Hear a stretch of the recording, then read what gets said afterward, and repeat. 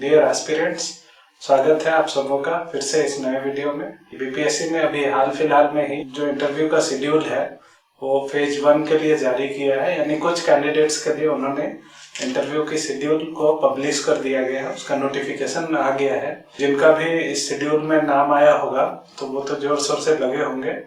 फिर भी मैं बीच बीच में आप लोगों को थोड़ा डिस्टर्ब करने आ जाता हूँ, चूंकि पिछले वीडियोस जो थे मेरे उसमें आप लोगों ने काफी ज्यादा उस वीडियो को आपने सराहा है और वो वीडियो आपको काफी पसंद आई है। आप लोगों ने मुझसे बहुत ज्यादा कांटेक्ट भी किया है, मेरे से बहुत सारे क्वेश्चंस भी पूछे हैं, तो मुझे काफी अच्छा लगता है आप लोगों को हेल्प करके और थोड़ी सेटिस्फेक्शन मिलती है। तो मुझे लगता है कि अगर मैं कुछ और हेल्प कर पाऊँ फर्दर तो इसलिए मैं फिर से ये नया वीडियो बना रहा हूँ। मुझे आप लोगों में से कई सारे रिक्वेस्ट आए कि एक और वीडियो कुछ और भी फर्दर टॉपिक्स पे बनाइए।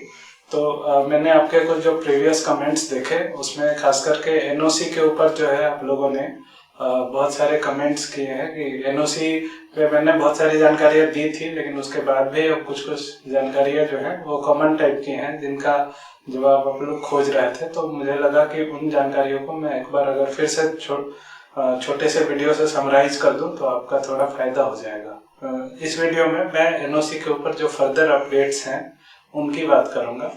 तो आप में से बहुत सारे जो कैंडिडेट्स थे या बहुत सारे जो एस्पिरेंट थे उन्होंने ये क्वेश्चन किया है कि वो बिहार सरकार में या किसी अदर जगह पे कॉन्ट्रैक्ट के रूप में काम कर रहे हैं, तो क्या उन्हें एनओसी भरने की जरूरत है या नहीं है। तो मैंने उस टाइम भी क्लियर किया था और अभी भी मैं क्लियर कर रहा हूँ कि अगर आप कॉन्ट्रैक्ट में काम कर रहे हैं तो आप परमानेंट एम्प्लॉय नहीं हैं। सरकार जो है वो आपको परमानेंटली अपने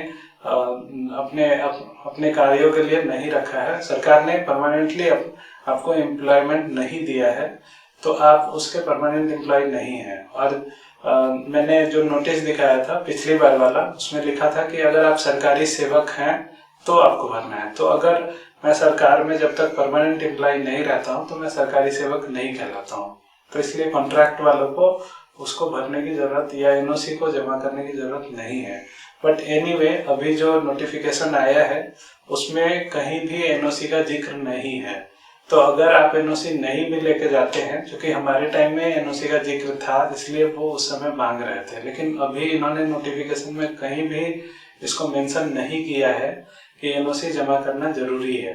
तो आप चाहे तो वहां पे अपने आप को डिफेंड कर सकते हैं कि आपने नोटिफिकेशन में ये नहीं लिखा है तो मैं कहाँ से लेके आऊंगा। ठीक है, तो आप चाहे तो आप मेंशन करें या नहीं करें, कोई फर्क पड़ने वाला नहीं है। बेसिकली जो नियम ये है, अल्टीमेट नियम यही होता है कि जब आप अगर इंटरव्यू देने के बाद भी सेलेक्ट हो जाते हैं तो जब आपकी ज्वाइनिंग होगी और आप ज्वाइनिंग के लिए अगर इच्छुक हैं, आप चाहते हैं कि आपकी ज्वाइनिंग हो, तो ज्वाइनिंग करते समय आपको प्रीवियस एम्प्लॉयर से रिलीविंग ऑर्डर इशू करा के जाना होगा। You have to ultimately get a no dues certificate. No dues का मतलब होता है कंपनी ने आपको ये कह दिया कि हाँ आपका कोई बकाया हमारे पास नहीं है, प्रीवियस एम्प्लॉयर ने ये क्लियर कर दिया, उसके बाद उन्होंने आपको रिलीव कर दिया है। या अगर वो रिलीव नहीं कर सकते हैं, आपने रिजाइन किया तो आपकी रेजिग्नेशन एक्सेप्ट हो गई है।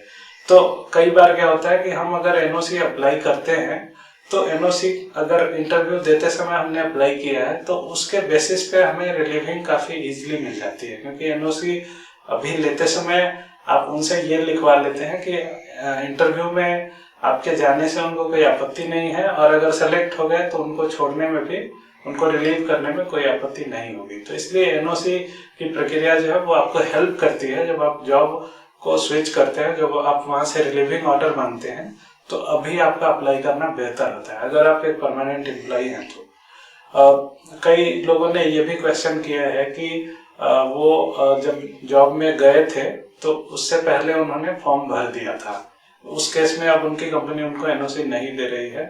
तो कोई बात नहीं, आप वहां पे बता दें कि मुझे एनओसी नहीं मिली है, लेकिन फिर भी आप अपना एक रिटन एप्लीकेशन अपनी कंपनी में जमा कर दें कि मैं जा रहा हूँ इस डेट को, मैं एनओसी मांग रहा हूँ, अगर पॉसिबल है तो मुझे एक एनओसी दे दीजिए। और अपने प्रीवियस एम्प्लॉयर से आप एक रिसीविंग ले लीजिए और वो लाके यहाँ पे दिखा दीजिए, या वो रिसीविंग अपने पास रखिए कि मैंने उस समय आपको ये सूचना दिया था ताकि आप जब रिजाइन करेंगे या रिलीव होने का वहां से परमिशन मांगेंगे तो उस इंफॉर्मेशन के आधार पे आपको फर्दर प्रोसीड करने में काफी इजी होगी। तो ये आप कर सकते हैं, इससे आपको बेनिफिट मिलेगा। Even if you don't get NOC because they are not asking for any NOC, तो you can do such process. और अगर आपको लगता है कि आप इतना नहीं करना चाहते हैं तो यू सिंपली लीव दैट। अब सवाल ये है कि कई लोगों ने ये भी पूछा है कि वो परमानेंट जॉब में है, रेलवे में है या किसी अदर चीजों में है, तो क्या उन्हें एनओसी की जरूरत पड़ेगी? तो डेफिनेटली हाँ, उन्हें एनओसी के लिए परमिशन लेना चाहिए, उन्हें एप्लीकेशन लिखना चाहिए ताकि उन्हें उस समय रिलीविंग होते समय काफी इजी रहे।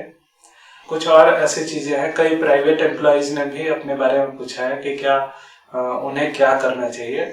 तो देखिए, अगर आप वहाँ मेंशन करते हैं, आप ऐसा भी कर सकते हैं कि जब आप इंटरव्यू देने जाएं तो वहाँ जब डॉक्यूमेंट वेरिफिकेशन होता है तो वहाँ के जो एम्प्लॉय हैं आप उनसे पूछ लीजिए कि क्या मैं अगर अपनी जॉब के बारे में मेंशन करता हूँ तो मुझे एनओसी लगेगा या नहीं लगेगा। आप पहले ही पूछ लीजिए, ठीक है।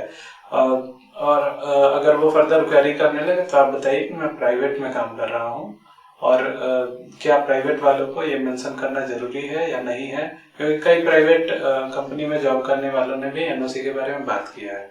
तो बेसिकली सरकारी नौकरियों में वो ये देखते हैं कि आप किसी सरकारी डिपार्टमेंट में काम कर रहे हैं या नहीं कर रहे हैं। अगर आप प्राइवेट में कर रहे हैं तो उसकी एनओसी की कोई जरूरत नहीं है।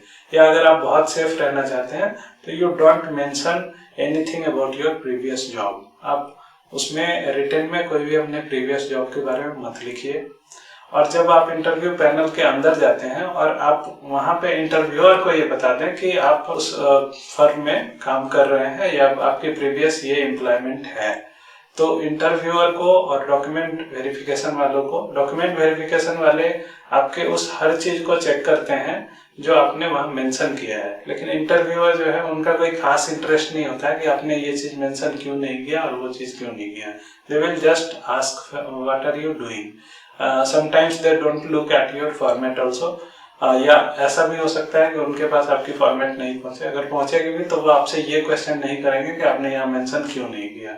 अगर वो आपसे पूछते भी इंटरव्यूअर कि आप कह रहे हैं कि आपने जॉब किया है लेकिन आपने मेंशन नहीं किया है, तो you can just tell them that I am not any permanent employ in government department, so I have not mentioned it.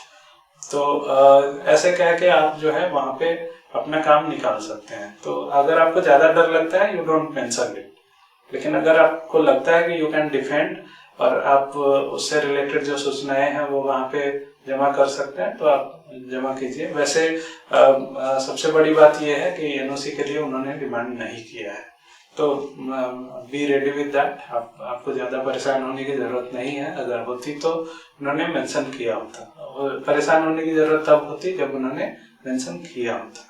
एक और क्वेश्चन है कि कुछ एमटेक करने वाले लोगों ने भी ये क्वेश्चन किया है कि क्या उन्हें एनओसी की जरूरत है या नहीं है। तो बेसिकली एनओसी जो है उन लोगों के लिए है जो गवर्नमेंट डिपार्टमेंट में काम करते हैं, जॉब करते हैं उन्हें। लेकिन जो एमटेक कर रहे हैं they are not doing any job, they are just doing a course. तो किसी भी कोर्स को आप बीच में छोड़ सकते हैं, उसके लिए कोई भी ऐसी पाबंदी नहीं है। एमटेक करते समय आपसे कोई ऐसा एग्रीमेंट या बॉन्ड नहीं दिया जाता है कि आप उस एमटेक को बीच में नहीं छोड़ सकते। तो you are free to leave that course. अगर आपको इस जॉब को और उस एमटेक को पार्ट टाइम में कन्वर्ट करने का ऑप्शन एक साथ नहीं मिलता है तो आप क्या करें, आप चाहे तो एमटेक छोड़ सकते हैं, क्योंकि अगर आपको लगता है कि एमटेक से बेहतर ये जॉब है तो आप एमटेक छोड़ सकते हैं। अदरवाइज आप ऐसा करें कि आप जॉब ज्वाइन कर लें अपने जिस इंस्टीट्यूशन में आप एमटेक कर रहे हैं, तो परमिशन मिल जाती है। आप वहाँ पे इंफॉर्मेशन देते हैं कि मेरी ये जॉब लग गई है और मैं अपने करियर पर्सपेक्टिव से ये जॉब करना चाहता हूँ, मेरे एमटेक को पार्ट टाइम में कन्वर्ट करने की अनुमति दी जाए। तो वो जो इंस्टीट्यूशन है जिससे आप एमटेक कर रहे होते हैं वो लोग आपके एमटेक को पार्ट टाइम में कन्वर्ट कर देते हैं। और वैसे भी अगर आप एमटेक कर रहे हैं तो आपकी अभी इंटरव्यू के रिजल्ट आने से ज्वाइनिंग में हो सकता है इतना टाइम लगे कि आपका कोर्स वर्क कंप्लीट हो जाएगा। कोर्स वर्क कंप्लीट होने के बाद आपको जो उसका रिसर्च वर्क है उसमें पार्ट टाइम इजीली कन्वर्ट हो जाता है। तो आप आराम से एमटेक भी कर रहे हैं तो आराम से आप जॉब ज्वाइन कर सकते हैं। तो there is no such issue for those who are doing any MTech course. मुझे लगता है कि अभी इतनी ही इन्फॉर्मेशन आपके लिए काफ़ी है। जो अगली वीडियो होगी उसमें हम लोग बात करेंगे कि बीपीएससी ने जो डॉक्यूमेंट्स मांगे हैं अपने नोटिफिकेशंस में, उसके क्या मीनिंग है, वहाँ पे क्या क्या हमें इन्फॉर्मेशंस जमा करनी होगी, कौन कौन से डॉक्यूमेंट्स जमा करने होंगे, कौन कौन से इन्फॉर्मेशन मेरे से मांगे जाएंगे, और डीएएफ के बारे में भी हम लोग बात करेंगे कि डीएएफ क्या है, वहाँ पे क्या हम लोगों को भरना पड़ता है। फिर कुछ लोगों ने मेडिकल के ऊपर भी क्वेश्चन किया है कि व्हाट अबाउट मेडिकल टेस्ट, इस बार है या नहीं है, तो उसके ऊपर हम लोग थोड़ी सी डिस्कशन नेक्स्ट वीडियो में करेंगे। तो तब तक के लिए बने रहिए। Thank you very much for watching this video. Thank you.